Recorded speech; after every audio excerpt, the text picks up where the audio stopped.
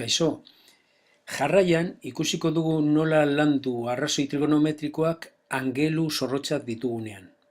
Kalkuluak egiteko kalkulagailua erabiliko dugu, baina aurretik zeintzu balioen artean dauden arrazoi trigonometrikoak antzematen ikasiko dugu.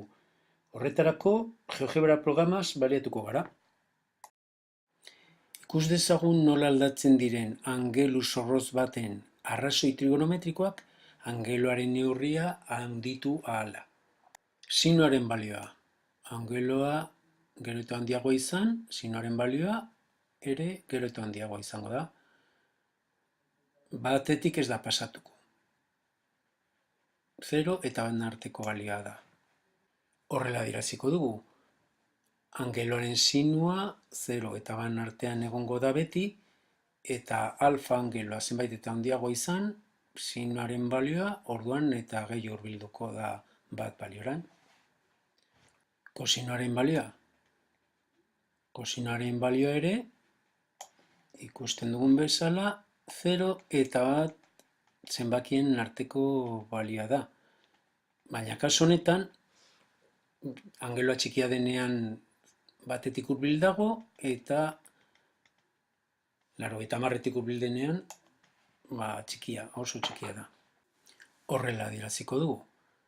Angelu baten kosinoa beti egongo da 0 eta 1 artean, eta alfa angeloa zenbait eta handiago izan, kosinoaren balioa murriztuko da, gero eta txikiago izango da, 0 baliorantz hurbilduko.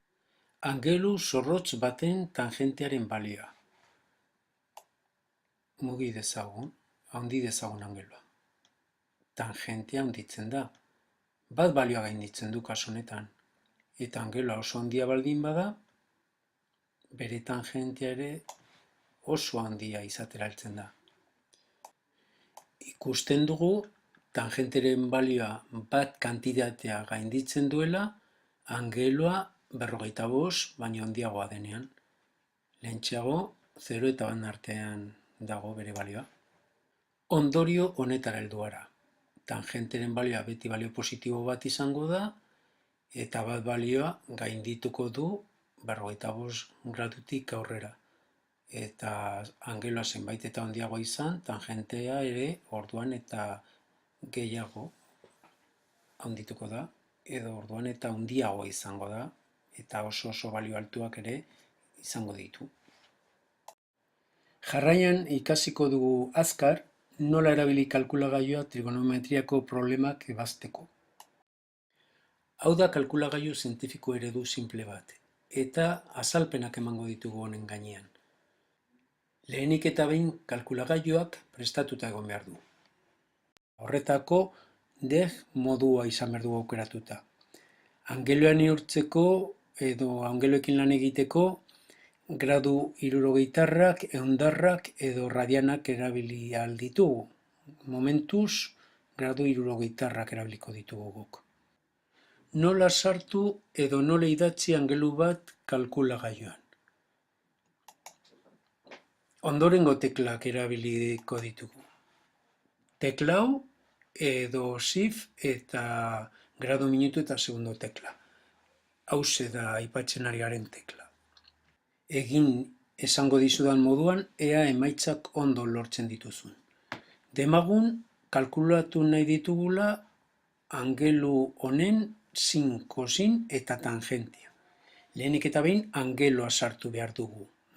Nola sartu 34 gradu 15 minutu eta 27 segundo daukan angeloa?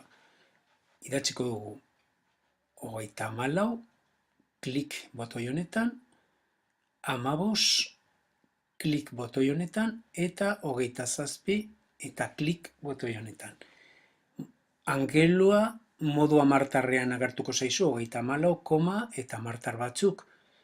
Gradu, minutu eta segundutan ikusi ahal izateko, shift eta klik botoi honetan eginda lortuko duzu. Pantailan horrela agertuko zaizu gradu, minutu eta segundutan.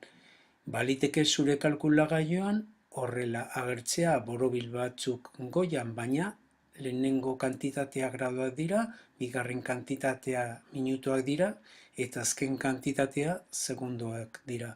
Berriz modu amartarrera pasatzeko nahiko daukazu berdin sakatzea. Behin angeloa sartuta, bere sinu, kosinu eta tangentea kalkulatzeko, lehenik eta behin angeloa memorian sartuko dugu. Aurretik memoria gutxik egon behar zen, memorian sartuko dugu angeloa ez galtzeko. Orduan bere sinua tekla sakatuta lortuko dugu, bere kosinua tekla sakatuta lortuko dugu, eta bere tangentea tekla sakatuta lortuko dugu. Erreza, ez da?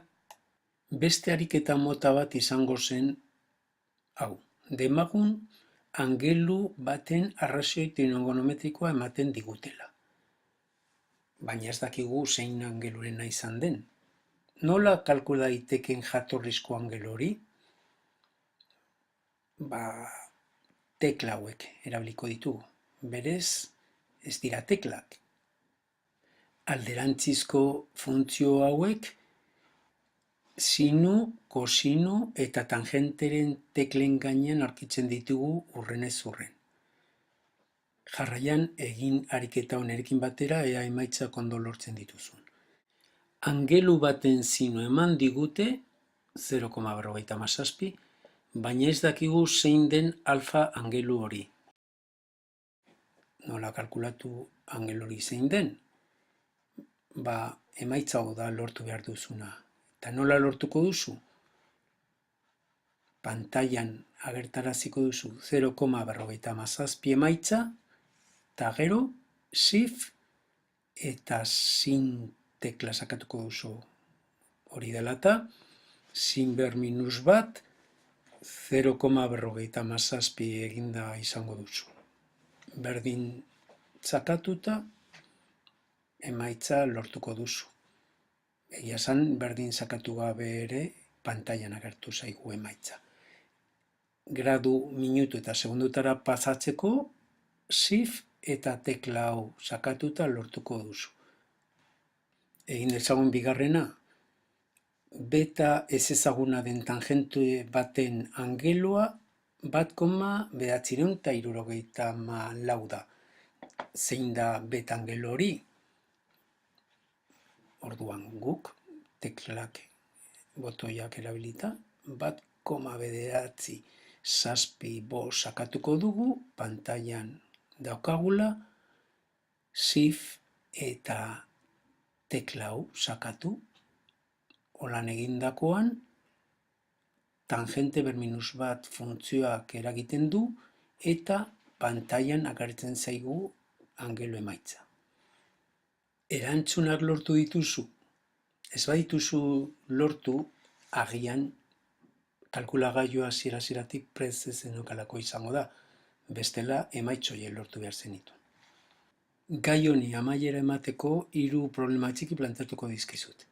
Ea asmatzen duzun ebazten. Hauek dira lehenengo 2 problemak. Irakurri arretaz eta aurkitu soluzioa. Lehenengoan, ea kapaza zaren jakiteko ze malda falta zaizun igotzeko. Eta bigarrenean, ea lortzen duzun jakitea ume honek beteko metarekin lortu duen altuera. Ondoren, 3. problema aurkezten dizut. Irakurri. Ea lortzen duzun metodoren bat, ibaia zeharkatu gabe jakiteko zenbateko kablea behar duzun. 3 problema hauen ebazpen osoa ez baduzu lortzen ere, gutxienez saia zaitezte batena edo birena lortzen. Aurrera!